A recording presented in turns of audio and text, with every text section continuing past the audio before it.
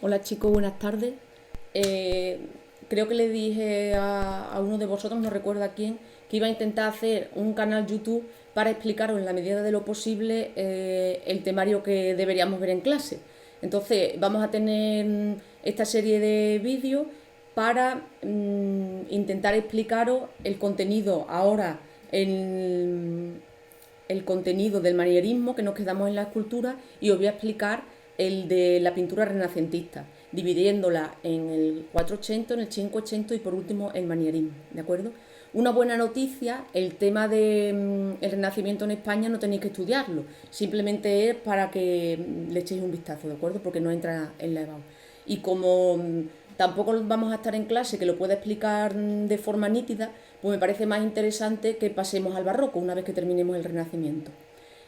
Aún no he leído vuestros comentarios de las obras de arte. Lo voy a intentar hacer a lo largo de esta semana, ¿de acuerdo? Bien, pues nosotros en clase nos quedamos en el manierismo y como ya vimos en arquitectura, el manierismo viene de a la maniera de, es decir, de algunos de los autores del Cinquecento que ya estaban un poco cansados de esa simetría y esa proporción del clasicismo del Cinquecento, pues introducen en la historia del arte una nueva forma de entenderlo, no renunciando a lo clásico, pero viéndolo de otra forma, ¿no?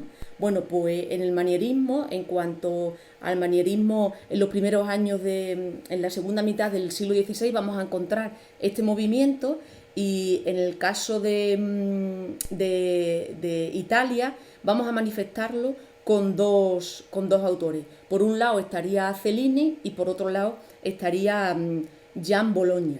En el caso de Cellini, su obra más importante es Perseo, en el cual aparece Cellini, el personaje Perseo con la cabeza de la persona a la que asesina sobre sus pies y aparece una forma de representación que cambia con respecto a los cánones que habíamos tenido en el Cinquecento. Y con respecto a Gian Bologna vamos a tener el rastro de la Sabina. Aparece aquí una nueva forma escultórica, hay dos personajes, entonces esos personajes dibujan como una serpentinata, que es la serpentinata que habíamos visto en el mundo clásico.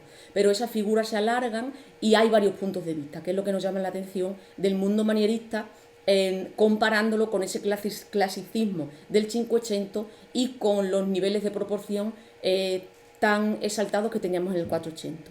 Bien, os aconsejo que cuando estéis escuchando el vídeo estéis viendo las presentaciones que yo os he mandado y así veremos perfectamente de la obra que estamos hablando, ¿de acuerdo? Bueno, pues pasamos ya a la pintura y al igual que pasaba en la arquitectura y en la pintura, en la arquitectura y la escultura, perdón, lo que va a intentar la pintura del Renacimiento es copiar o tomar como base la pintura que había en la época romana. Tenemos que tener en cuenta que tanto en Grecia como en Roma no se conserva mucha materia pictórica, mucho material pictórico, entonces se van a apoyar en fuentes escritas sobre comentarios de cómo eran esas pinturas, ¿de acuerdo? Se insistía en el mundo clásico que tendría que haber un gran realismo y capacidad de engaño del ojo, ¿no?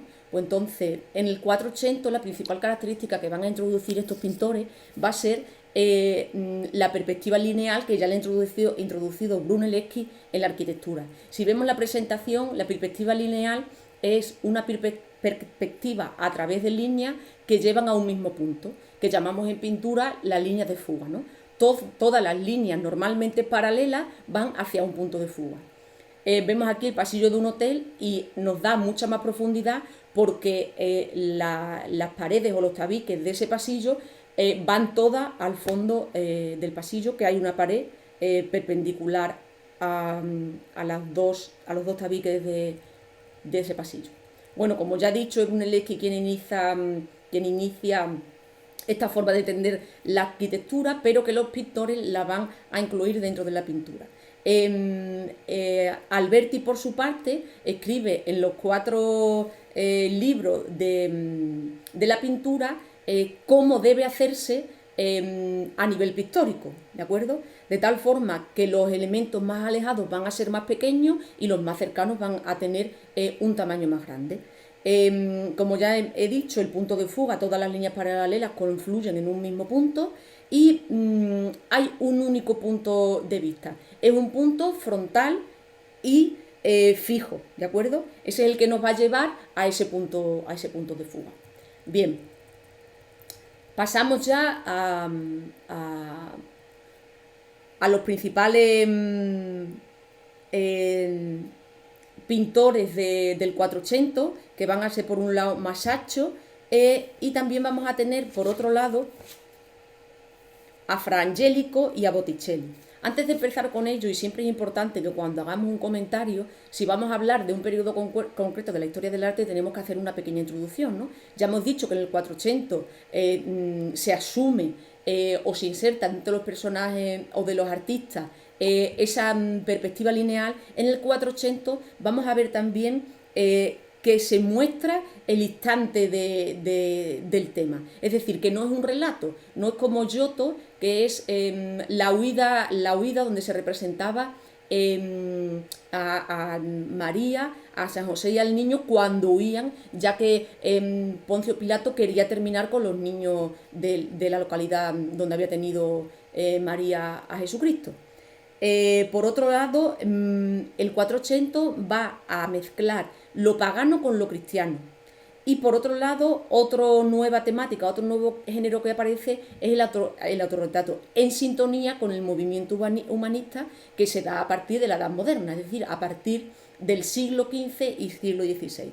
Bueno, pues Masaccio, una de las primeras imágenes que tenemos aquí en la presentación, es como se establece esa perspectiva lineal donde vemos la entrega de llaves a San Pedro, que en este caso es de Perugino o de Perugino, y vemos cómo esas líneas verticales dan hacia un panteón que está al final de la pintura. Es decir, esas líneas paralelas entre sí y perpendiculares al edificio frontal es una característica del 480. ¿Cuál es otra característica del 480? Como hemos dicho antes, que la perspectiva lineal nos da unas figuras muy pequeñas que están más lejos que las figuras más grandes que están más cerca de nuestra visión. Y por otro lado, también se va a representar en la pintura del 480 unos paisajes que a veces aparecen menos nítidos, y ese sería ya el inicio de la perspectiva aérea, ¿de acuerdo? Todavía en el 480 vamos a ver la línea muy cargada, pero sí se empieza a esbozar lo que luego va a ser la perspectiva aérea, es decir, al fondo difuminamos un poco y ponemos colores claros para ver ese horizonte. Bien, pues, como hemos dicho, Masaccio es el que va a representar por primera vez el espacio tridimensional, pero de forma muy simple o muy sencilla, sin que haya muchos detalles y mucha decoración, ¿no? El tributo de la moneda es uno de sus cuadros más conocidos, que lo vamos a poner aquí para iros explicando las características. Un momento.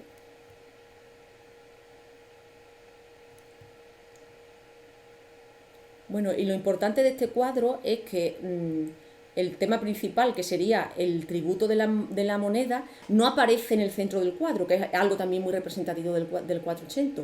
Y el milagro de los peces, ¿no?, que luego se convierten en monedas para pagar ese tributo al tribuno, que está en la zona derecha, a nuestra derecha del cuadro, pues aparece al lado derecho. ¿Y qué es lo que aparece en el centro? Pues Jesucristo, ¿vale? ¿Por qué? Porque ¿qué es lo que quería Masaccio? Representar el milagro que estaba llevando a cabo Jesucristo.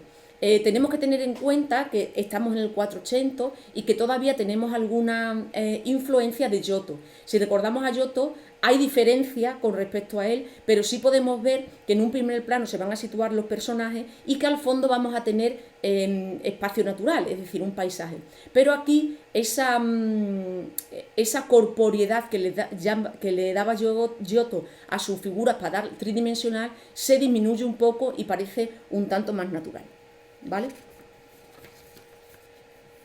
Bien, pasamos ahora a Fra Angelico. El 400 también va a ser la superación del desnudo para el arte occidental, que durante la Edad Media no aparecía casi el desnudo, ¿no? Pocos Masaccio aparecerá a partir de este momento. Otra de las principales obras de Masaccio es la Trinidad. En la Trinidad vemos también esa perspectiva lineal que se centra en la cruz donde está crucificado Cristo, también a través de los casetones y de diferentes planos, ¿no? Hay dos planos que están situados dos personajes, uno a la derecha y otro a la izquierda, y por detrás de esos personajes aparece la Virgen María y San Juan Evangelista. A esa misma altura vemos a Jesucristo y por detrás de Jesucristo el Padre, ¿de acuerdo? De tal forma, y por detrás, a través de esa bóveda de cañón, gracias a esas líneas paralelas, vemos esa perspectiva aérea. Otro elemento también importante de Masaccio lo vamos a tener en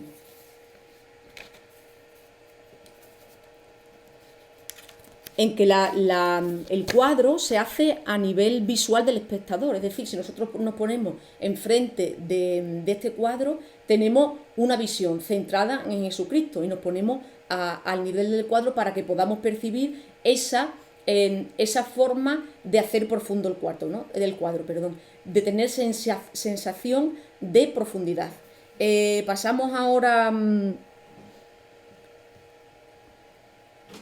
a decir que las figuras que aparecen en la pintura de Masaccio no son como las piedras esculpidas que parecían esas pinturas de Giotto, sino que vamos a ver figuras de carne y hueso, ¿no? Porque aparecen más partes del cuerpo donde se ve la característica o la fisonomía de este cuerpo, y por otro lado también aparece aquí la proporción matemática, porque a partir de la pintura del Renacimiento todo va a estar muy milimetrado, es decir, muy medido.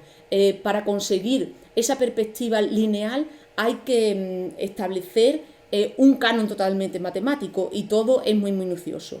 Otro de los autores, como ya he dicho antes, Fray Angelico, y toma su nombre porque para él la pintura era como una relación con Dios, ¿no? Y aquí en él sí que vemos una influencia más notable del gótico, ¿no? Hay un resplandor en todas las personas que aparecen en su pintura, y si vemos, porque Fray Angelico vivió una vida más larga, podemos contemplar que las primeras tenían una influencia más gótica que la última, ¿no? La primera Anunciación, que está en el Museo del Prado, hay una línea diagonal que viene del Espíritu Santo, que es el Sol, y el arcángel San Gabriel que le está dando la noticia a la Virgen María de que está encinta, ¿vale? Esa es la Anunciación. Aparece también elemento arquitectónico para dar segundos planos, y la línea, la perspectiva lineal la vemos a través de la puerta que aparece al fondo de la estructura o del espacio donde está la Virgen María. Al fondo hay un banco y una ventana, y eso nos va a dar mucha profundidad a este cuadro. Bien. Lo que quería expresar también Fray Angelico era la belleza, pero la belleza del creador. A través de su personaje se crea esta belleza. Bien. Pasamos ahora a Sandro Botticelli, que va a ser un artista bastante famoso y cotizado en el 480, y va a tener muchísimos encargos, ¿de acuerdo? La característica de Botticelli es que de nuevo es el primero que retoma la pintura mitológica, y una de sus obras más importantes sería, un momento, la primavera y el nacimiento de Venus, ¿de acuerdo? En la primavera vamos a ver una serie de personajes que se centran en torno a esa primavera, y donde hay también mucha transparencia, ¿vale? Que nos recuerda o nos da idea de la técnica depurada que ya tenía Botticelli. Sin embargo, no va a ser un autor que persiga esa perspectiva lineal. Lo que le interesa es establecer personajes femeninos, es decir, mujeres serias pero llenas de hermosura, y a veces sus posiciones son un poco antinaturales, como vemos, por ejemplo, en la obra más conocida, que es El nacimiento de Venus. Aunque el nacimiento de Venus parece que está haciendo un contrapuesto en la pintura, si nosotros intentamos ponerlo en la posición que está Venus, es totalmente imposible. Luego, otro aspecto de Botticelli es el esquema compositivo. Es sencillo, en el centro tenemos a la Venus, por otra parte tenemos al viento que sopla, y será la primavera, que es la imagen que aparece a nuestra derecha, la que la arropa para reservarla del viento. Bien, lo que representa aquí, más que el nacimiento de Venus, representa la llegada a la isla de Ceteria, ¿no?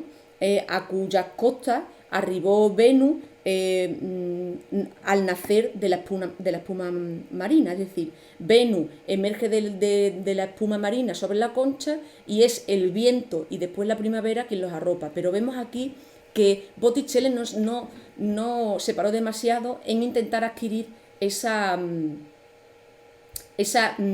línea profunda o esa perspectiva lineal. Vemos que no hay mucha depuración en su pintura, por lo menos aquí las olas aparecen en forma de cuña, y lo que sí nos muestra es esa belleza, belleza clásica, pero una belleza ideal, ¿de acuerdo? Bien. Otro aspecto de Botticelli es que también tiene interpretaciones neoclásicas, es decir, que por un lado las rosas que están cayendo sobre la figura de Venus hace referencia al amor, pero también se representa el dolor a través de las espinas, ¿de acuerdo? Que son las que cuelgan de la primavera. Bien,